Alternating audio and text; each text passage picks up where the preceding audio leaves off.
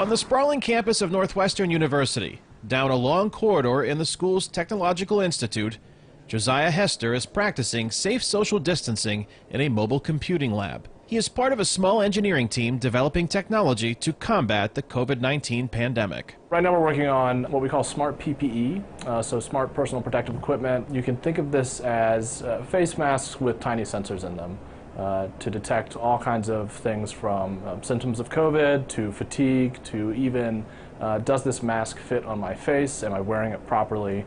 Hester's challenge is engineering the sensor to run without a battery and to reduce cost, while creating something that doesn't yet exist and mass producing it in months, not years. Once we engineer enough where it could be deployed in a very large batch, the economies of scale would bring this way down. Because basically once we throw away this battery, which is one of the really hard parts to minimize cost at scale, it's just building a really tiny computer. On the other side of the Technological Institute, biomedical engineering professor John Rogers isn't just leading a team innovating wearable sensors, he's manufacturing them right in his lab on Northwestern's campus. And the devices that we develop, have physical form factors very similar to those of a Band-Aid.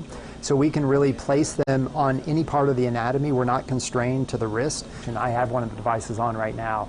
So it sits at the base of the neck, right, above the collarbone. And we initially developed this device to measure speech and swallowing activity in stroke survivors. As concern over exposure mounted in the healthcare community, Rogers and his team adapted the device to meet the challenges of the moment. Perhaps this system could be tailored to monitor the key respiratory symptoms associated with COVID-19, which are shortness of breath and coughing.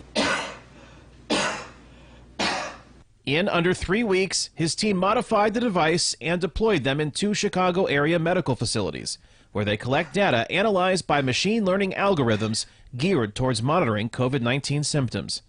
Rogers says demand for the device is growing. We're in a number of different conversations with companies who want to deploy these devices on their employees so they can sort of track their employee health. Which presents the next set of challenges, ramping up production. But we also have spin-out companies that serve as a vehicle for sort of a broader commercially oriented deployment that allows us to hit levels of scale that we just can't support with philanthropy and foundations and federal research grants.